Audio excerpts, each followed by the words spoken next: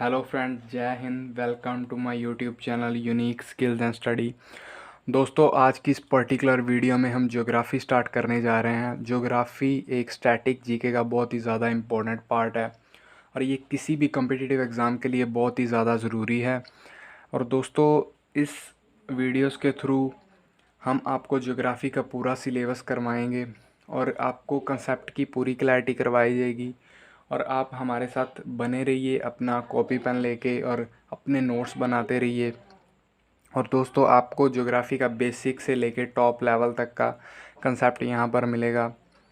और दोस्तों, स्पेशली ये वीडियोस डिफेंस एस्पिरेंट्स के लिए हैं, जैसे जो candidates NDA, Indian Navy, air force, Indian Coast Guard, Indian Army या फिर किसी भी कॉम्पिटिटिव एग्ज़ाम के लिए प्रिपेयर कर रहे हैं। स्पेशली ये डिफेंस एस्पिरेंट के लिए, लेकिन अगर आप किसी और भी एग्ज़ाम के लिए प्रिपेयर कर रहे हो तो ये आपके लिए बहुत ही ज़्यादा बेनिफिशियल होगा। सो दोस्तों, चलिए स्टार्ट करते हैं। ज्योग्राफ़ी। सो दोस्तों, ज्योग्राफ़ी वर्ड का मीनिंग देखते हैं।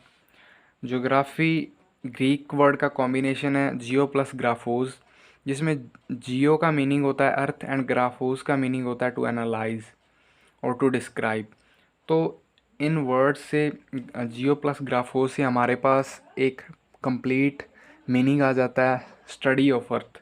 सो दोस्तों, ज्योग्राफी स्टडी ऑफ अर्थ है, जिसमें हम अर्थ की स्टडी करते हैं, हमारी पृथ्वी की स्टडी करते हैं, उसको ज्योग्राफी कहते हैं। और दोस्तों, ये दोनों वर्ड ग्रीक वर्ड्स हैं। ये सबसे पहले वर्ड इराटस्थनीज ने दिए थे, जिनको फादर ऑफ ज्योग्राफी भी कहा जाता है। सबसे पहले उन्होंने ज्योग्राफी वर्ड का यूज़ अपनी बुक ज्योग्राफिका में किया था। इनको रियल फादर ऑफ ज्योग्राफी कहा जाता है। तो ये दोस्तों बहुत ही ज़्यादा इम्पोर्टेंट नाम है, जिसको हमने याद रखना है।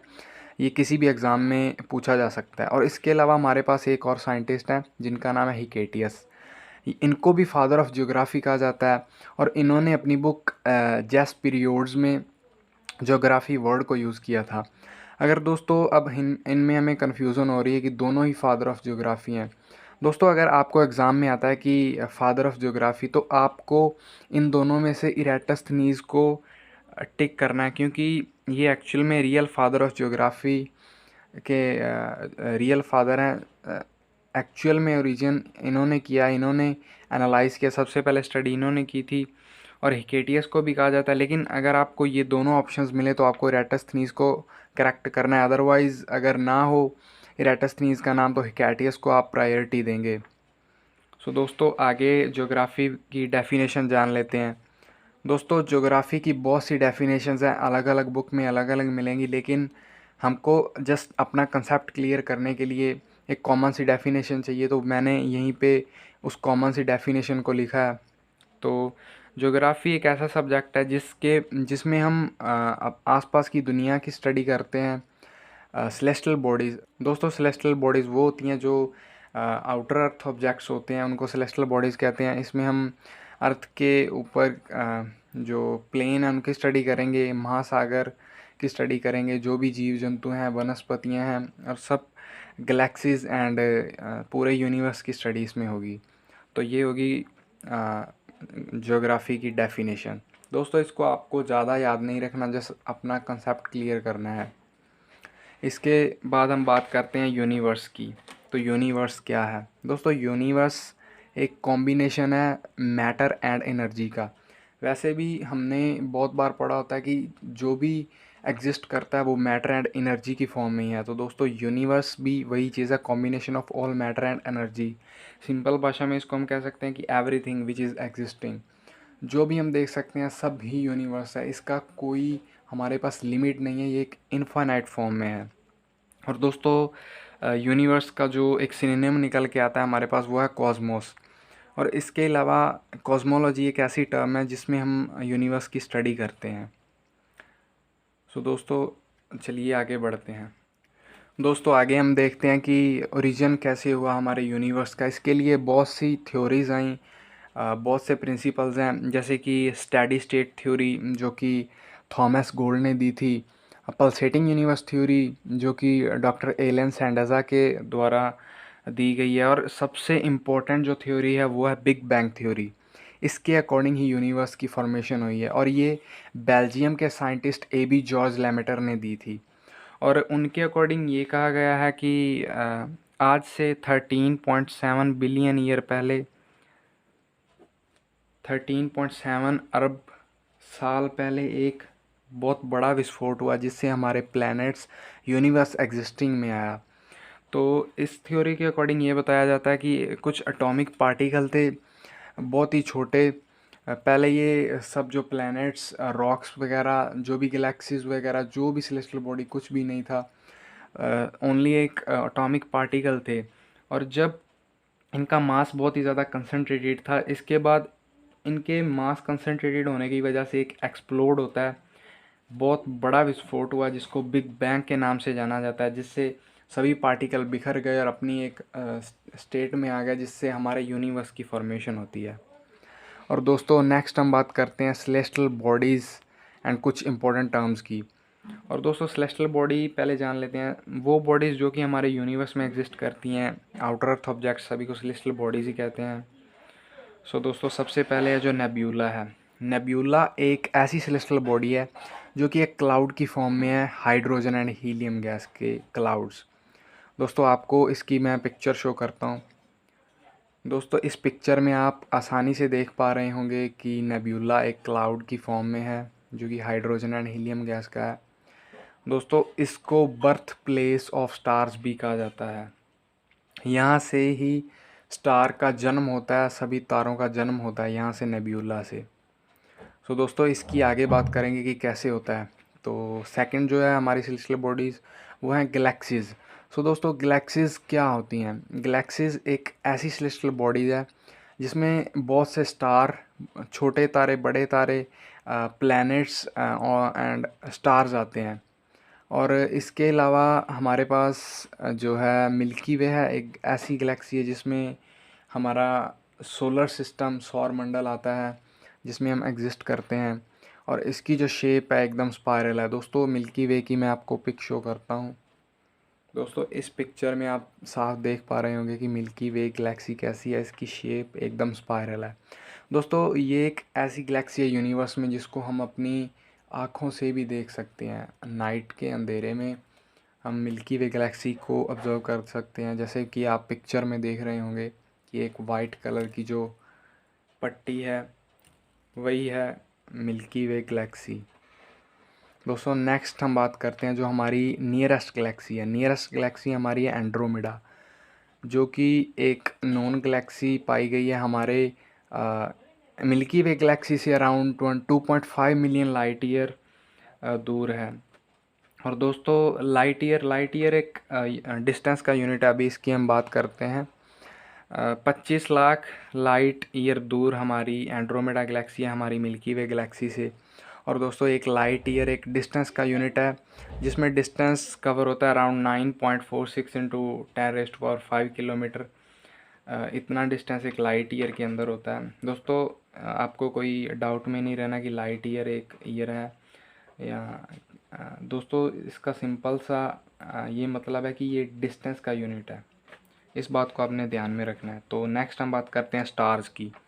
स्टार क्या होते हैं? ये दोस्तों एक ऐसी सेलेस्टियल बॉडीज़ होती हैं जिनके पास अपनी लाइट और एनर्जी होती है। जो भी स्टार हैं, फॉर एग्ज़ाम्पल हम सन की बात करते हैं, सन भी एक स्टार है क्योंकि इसके पास अपनी लाइट एंड एनर्जी है। तो चलिए आगे बढ़ते हैं। अब दोस्तों हम जान लेते हैं ओरिजिन ऑफ स्टार। ये स्टार कैसे आए? दोस्तों हमने पहले बात की थी origin of star, birth place of star, nebula. ये cloud of hydrogen and helium होते हैं। तो दोस्तों इन्हीं से ही स्टार का जन्म होता है। जितने भी स्टार्स हैं, हमारा सन भी एक इनकी वजह से आया, नेब्यूला जो एक क्लाउड है। तो नेब्यूला से ही स्टार बनते हैं। और हमारे पास अब क्वेश्चन आता है कि इनकी जो स्टार हैं हमारे पास, उनकी हीट एंड एनर्जी है, वो उनसे कैसे आई? तो सबसे पहले हमारे पास न्यूक्लियर फ्यूज़न का नाम आता है। न्यूक्लियर रिएक्शन है एक दोस्तों, न्यूक्लियर फ्यूज़न। इसकी वजह से ही हमारे स्टार्स में एनर्जी होती है। जैसे कि हमारे पास सन है, वो हमें हीट एंड एनर्जी दे रहा है, तो वो किसकी वजह से है? वो न्यूक्लियर फ्यूज़न की वजह से है। और दोस्तों न्यूक्लियर फ्यूज़न, हमारे पास न्यूक्लियर रिएक्शन दो तरह की होती है, न्यूक्लियर फिजन और न्यूक्लियर फ्यूज़न। तो दोस्तों न्यूक्लियर फ्यूज़न में क्या होता है कि दो छोटे न्यूक्लियाई मिलके एक बड़ा न्यूक्लियाई बनाते हैं, जिसमें हीट निकलती है। हीट भी एक एनर्जी फॉर्म में निकलती है। तो ये वही हीट एंड एनर्जी है जो कि स्टार के पास होती है। जैसे सन के पास हमारे लाइट और जो एनर्जी है वो इसी रिएक्शन की वजह से है। तो आई थिंक कि आपको ये डाउट क्लियर हो गया होगा कि स्टार के पास हीट एंड एनर्जी कहाँ से आती है। सो ये न्यूक्लियर रिएक्शन की वजह से आती है। नेक्स्ट हम बात करते हैं स्टार्स के बारे में। जैसे स्टार बहुत सारे नॉन स्टार हैं, लेकिन हम कुछ इंपॉर्टेंट स्टार्स की बात करेंगे। ऐसे तारे जो कि क्वेश्चंस में हमारे एग्ज़ाम में जिनके बारे में क्वेश्चन आ सकते हैं। सो दोस्तों डिस्टेंस की बात करते हैं कि हमारे डिस्टेंस अर्थ के बीच में और स्टार के बीच में कितना है। तो सबसे पहले अगर हम बात करें कि हमारे सबसे पास में जो नियरेस्ट स्टार है वो कौन सा है, तो सबसे पहले बात आएगी सन की, because sun is a star. And then Proxima Centauri दूसरे नंबर पर आएगा, जो थोड़ा सा और दूर है। Then alpha Centauri and then Sirius dog star. तो ये कुछ ऐसे तारे हैं जिनके बारे में क्वेश्चन बन सकता है हमारे एग्ज़ाम में। तो ये दोस्तों बहुत ही ज़्यादा इम्पोर्टेंट है, आपको इन चीज़ों को याद रखना है। और दोस्तों आगे बात करते हैं हम distance between earth and Proxima Centauri. जो एक स्टार है प्रॉक्सिमा सेंचुरी और हमारी अर्थ के बीच में जो डिस्टेंस है वह 4.23 लाइट ईयर्स। इतना जो एक डिस्टेंस है हमारी अर्थ के बीच में और प्रॉक्सिमा सेंचुरी के बीच में। दोस्तों इससे भी क्वेश्चन बन सकता है, तो इस चीज़ को याद रखिए।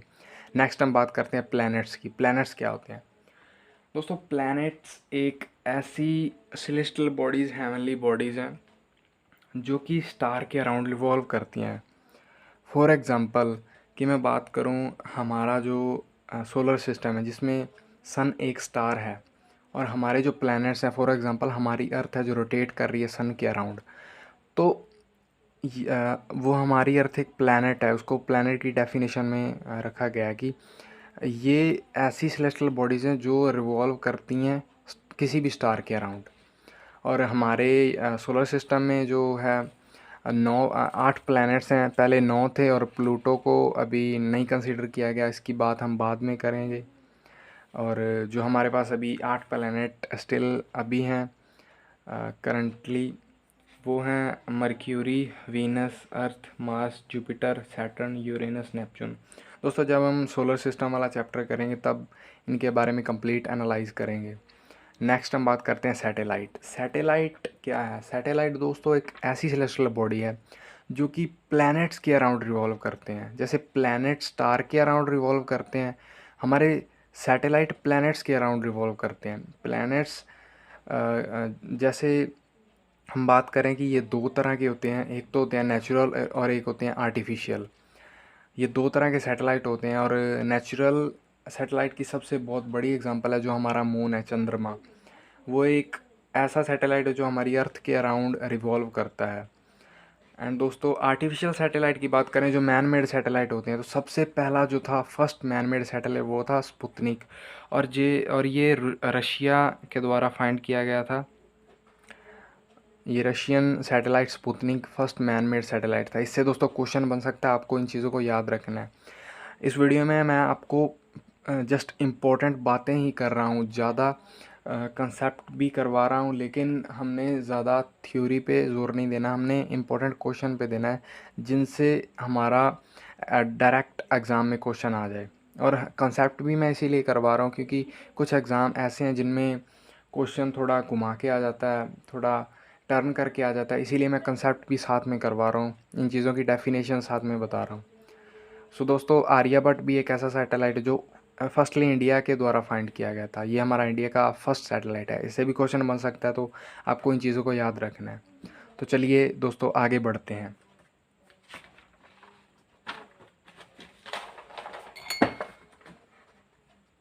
फ्रेंड्स नेक्स्ट हमारी सेलेस्टियल बॉडी है वो है कॉन्स्टिलेशन। कॉन्स्टिलेशन की दोस्तों अगर हम डेफिनेशन जानें तो ये एक स्टार का ग्रुप होता है। जैसे हम आसमान में तारे देखते हैं, उनसे जो है कोई एक ऐसा ग्रुप होता है जो एक पर्टिकुलर कोई शेप बना रहा होता है। जैसे फॉर एग्जांपल कि एक ट्रायंगल बनेगी या एक सप्तऋषि है जो बहुत ज़्यादा हमने आसमान में देखा होगा, और अभी भी शायद आप विजिबल कर सकते होगे, आपको इसको ऑब्ज़र्व कर सकते हो रात में, ये ईज़िली आपको विजिबल होता है। और दोस्तों इसकी शेप आपको मैं बताता हूँ, ऐसे कुछ होती है।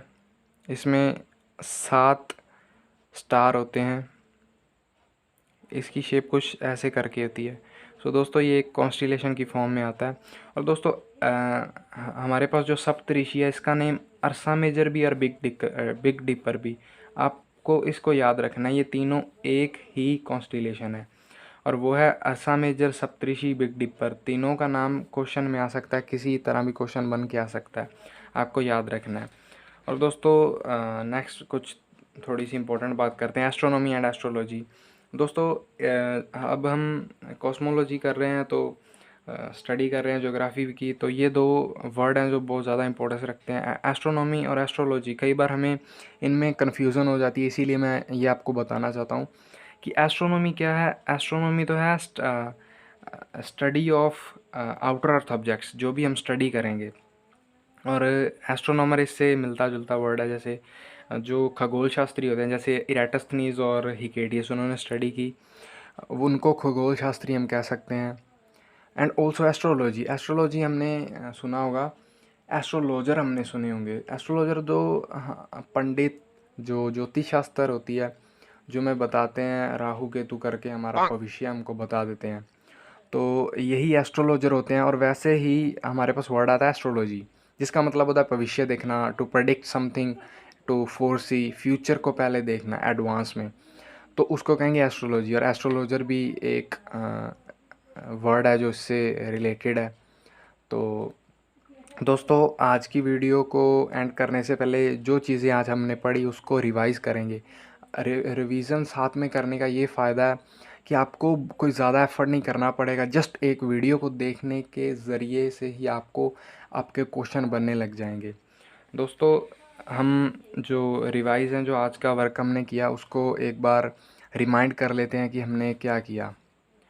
दोस्तों आज हमने सबसे पहले जाना ज्योग्राफी का मीनिंग क्या होता है। ये 2 वर्ड से बना हुआ है, जियो प्लस ग्राफोस, जिसका मीनिंग था स्टडी ऑफ अर्थ। और दोस्तों नेक्स्ट हमने जाना कि फादर ऑफ ज्योग्राफी किसको कहा जाता है, और वो हैं इराटस्थनीज। और हिकेटियस का भी नाम आता है, लेकिन हमने जो फर्स्ट प्रायोरिटी देनी है वो इराटस्थनीज को देनी है, हिकेटियस को सेकंड। अगर ऑप्शन में आपको इराटस्थनीज नहीं मिलता तो हिकेटियस ही आप टिक करेंगे। थर्ड हमने डेफिनेशन जानी, और इसके बाद हमने यूनिवर्स के बारे में पढ़ा कि क्या यूनिवर्स होता है, इसका ओरिजिन कैसे हुआ। ओरिजिन हमने आपको बताया कि बिग बैंग थ्योरी जो सबसे ज़्यादा इम्पोर्टेंट थ्योरी है, उसकी वजह से हमारे यूनिवर्स का ओरिजिन हुआ। आज से 13.7 अरब वर्ष पहले एक विस्फोट हुआ, जिसकी वजह से हमारा जो यूनिवर्स है एग्जिस्ट किया। और नेक्स्ट दोस्तों हमने किया था कुछ सेलेस्टियल बॉडीज़ के बारे में पढ़ा, जिसमें हमने सबसे पहले पढ़ा था कि नेब्यूला क्या होता है, जो कि एक हाइड्रोजन हीलियम गैसेस का एक क्लाउड था, जो कि स्टार का ओरिजिन भी है। हमने गैलेक्सीज़ के बारे में पढ़ा कि गैलेक्सीज़ क्या होती हैं, जो कि एक जिसका मतलब है कि एक स्टार की जो ग्रुपिंग होती है, उसको गैलेक्सीज़ कहते हैं हम। जिसमें हमने अपनी गैलेक्सी के बारे में पढ़ा जो मिल्की वे, और हमारी जो नियरेस्ट गैलेक्सी वो है एंड्रोमेडा, हमने ये पढ़ा। और दोस्तों इसके बारे में हमने डिस्टेंस पढ़ा था, जो कि 2.5 मिलियन लाइट ईयर है। और हमने नेक्स्ट पढ़ा था स्टार्स के बारे में। स्टार क्या होते हैं, स्टार वो होते हैं जिनके पास अपनी लाइट होती है। फोर्थ हमने प्लैनेट्स के बारे में पढ़ा, जो कि रिवॉल्व करते हैं स्टार के अराउंड। फिफ्थ हमने सैटेलाइट पढ़ा, सैटेलाइट जो प्लैनेट्स के अराउंड रिवॉल्व करते हैं। नेक्स्ट हमने दोस्तों कॉन्स्टिलेशन पढ़ा कि स्टार्स का ग्रुप जो एक कोई फिक्स्ड पर्टिकुलर शेप बना रहा हो, तो जिसमें हमने अर्सा मेजर, सप्तऋषि मेनली कहें, और जबिक टिपर उसको कह सकते हैं, उसके बारे में स्टडी की। सो दोस्तों आज की वीडियो में हमने ये वर्क किया और हमने रिवाइज भी कर लिया। सो दोस्तों अगर आपको किसी भी एग्ज़ाम को क्रैक करना है, ज्योग्राफी सब्जेक्ट बहुत ही ज़्यादा इम्पोर्टेंट है, और आपको इसकी स्टडी करनी है तो हमारी वीडियोस के साथ जुड़े रहिए, हमारी वीडियोस को देखिए। और इसमें हम आपको कंसेप्ट कराएंगे, प्रैक्टिस सेट्स और क्वेश्चन आंसर सेशन भी आएंगे। और बस आप हमारे इस चैनल से कनेक्टेड रहिए। दोस्तों आई होप कि आपको वीडियो बहुत अच्छे से समझ आया होगा, आपके कंसेप्ट क्लियर हो गए होंगे। और दोस्तों आप एक बहुत ही ज़्यादा इम्पोर्टेंट चीज़ है, आप अपने साथ एक कॉपी पेन ज़रूर रखिए, अपने नोट्स साथ साथ बनाते जाइए, जिससे आपको बहुत ज़्यादा हेल्प मिलेगी और एग्ज़ाम आने के टाइम आप अपनी प्रिपरेशन अच्छे से कर सकते हो। एंड दोस्तों आज की वीडियो में बस इतना ही। नेक्स्ट वीडियो में हम बात करेंगे हमारे सोलर सिस्टम की, हमारा सोलर सिस्टम क्या है, उसमें कौन से प्लैनेट्स आते हैं और सब चीज़ों की बात हम नेक्स्ट वीडियो में करेंगे। सो दोस्तों तब तक के लिए थैंक यू। जय हिंद, जय भारत। फ्रेंड्स, अगर आपको जीके के पीडीएफ नोट्स चाहिए और प्रैक्टिस सेट्स और क्वेश्चन आंसर चाहिए तो आप हमारा टेलीग्राम ग्रुप ज्वाइन कर सकते हैं। और इसके अलावा अगर आपके कोई मन में डाउट हो तो आप हमारा व्हाट्सएप ग्रुप ज्वाइन कर सकते हैं। दोनों ग्रुप का लिंक डिस्क्रिप्शन में दिया गया, तो जल्दी से ज्वाइन कीजिए।